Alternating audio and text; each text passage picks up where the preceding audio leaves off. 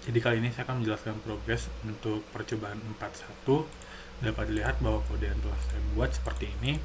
Pertama kita membuat IP address-nya sebenarnya Linux 68 hexadecimal sesuai dengan datasheet.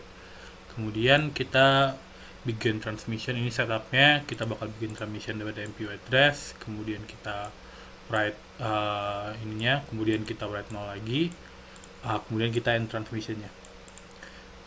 Untuk pada loopnya kita dapat melakukan begin transmission lah terlebih dahulu, kemudian kita write 03B yang digunakan untuk meminta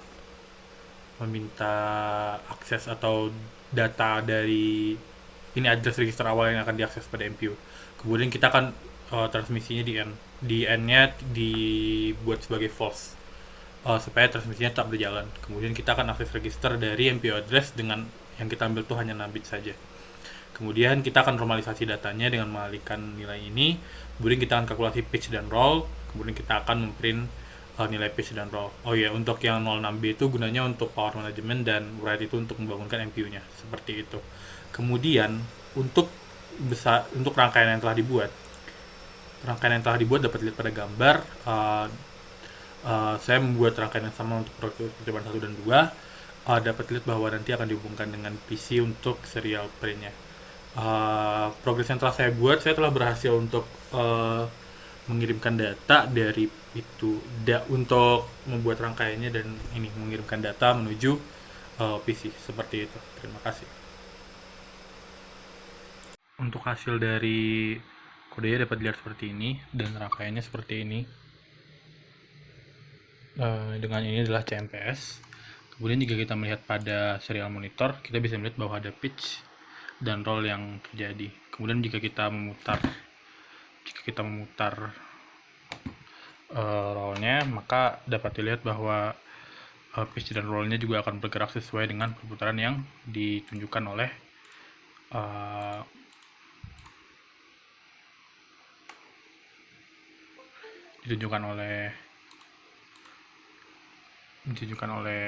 sistem seperti itu. Kayak kita putar lagi.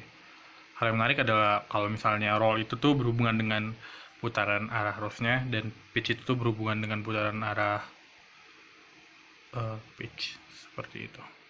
Perlu putaran tertentu untuk mengaktifkan pitch dan roll-nya. Untuk I2C sendiri, proses request data sensornya dilakukan secara coding. Sensor request itu dilakukan dengan cara kita bikin transmisinya terlebih dahulu, kemudian kita write untuk data pertama yang kita mau akses, kemudian kita end transmisinya dinyatakan false sehingga transmisi tidak berhenti, kemudian kita request data yang dibutuhkan atau byte-byte yang diperlukan gitu. Dalam hal ini kita memerlukan 6 byte. Lalu secara aslinya gimana? Request data sensor itu bekerja dengan cara menggunakan request from. Request from tuh master akan akan meminta bytes yang dibutuhkan dari slave-nya. Seperti itu. Bytes-nya itu bisa diambil dengan cara di-read atau menggunakan available yang disediakan oleh Arduino itu sendiri. Request form itu akan mengirimkan message atau restart message after request gitu. Jadi saat dia ingin meminta data, maka slave-nya akan mengirimkan data. Sehingga saat akan ada sinyal berhenti atau misalnya datanya sudah selesai diminta, maka master akan mengirimkan stop byte. Stop byte itu akan diterima oleh sensornya, yang kemudian slave-nya akan berhenti untuk mengirimkan data dan master juga sudah menerima data yang diinginkan. Seperti itu. Untuk penjelasan secara singkatnya, berarti master akan memberikan start condition kepada slave, kemudian akan mengirimkan address dan juga arah bitnya untuk menuju slave, berarti arah bitnya. Kemudian dia akan membaca bytes yang diterima oleh I2C hingga semuanya diterima. Kemudian bytes tersebut akan dibaca melalui internal seperti pada sebelumnya. Jadi tinggal write.h seperti itu. Jadi terima dulu seluruhnya. Sekian, terima kasih. Saya akan menjelaskan kode untuk RTOS. Jadi untuk RTOS sendiri kita akan menginclude liquid crystal dan wire.h-nya. Untuk RTOS sudah ada di dalam SP32-nya secara langsung. Kemudian MPU address-nya 0x68.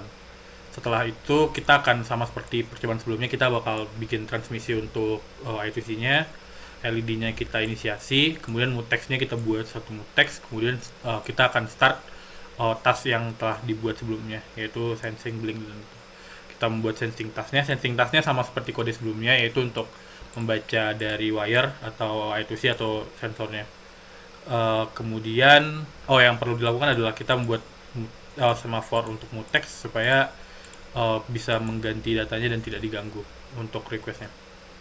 Kemudian ada blink task. Untuk di sini kurang lebih jika rollnya itu dia kan kedap-kedip dengan cara menggunakan high-nya dibuat 0 1. Tapi kalau misalnya dia kurang dari 90, high-nya akan 0. Ini dibuat VAPS sehingga pembuatan logikanya menjadi lebih mudah. VAPS itu adalah float absolute. Untuk displaynya tinggal menampilkan pitch dan roll-nya. Untuk loop-nya diisi kosong. Kemudian untuk rangkaian yang telah dibuat dapat dilihat bahwa rangkaian yang dibuat sama dengan seperti sebelumnya dengan menambahkan I2C LED LCD pada sini. Untuk progres yang telah dibuat telah bisa menghidupkan MPU dan I2C, dan untuk memprint ke I2C sudah bisa, dan untuk membuat gambarnya membuat print ke I2C-nya sudah bisa juga. Untuk ke ini ya, dapat lihat gambar yang baru saja muncul bahwa ini adalah rangkaian yang telah dibuat seperti itu. Terima kasih. Untuk hasil kode dapat dilihat seperti ini, besar dari kode yang telah dibuat, dan untuk hasil program dan untuk hasil rangkaian dapat dilihat bahwa pada pitch akan bergerak sesuai dengan ini. Tetapi hal menariknya adalah akan muncul beberapa error yang ketika dilakukan data seperti ini. Kemudian jika kita membuat rollnya sebesar 90 derajat, maka lampunya akan hidup. Kemudian seperti itu. Hal yang menarik yang muncul adalah pada pitch dan rollnya kadang-kadang muncul error ketika pengiriman data IT-nya seperti itu, sehingga data yang dimunculkan itu tidak sesuai dengan data yang seharusnya muncul seperti itu. Sekian.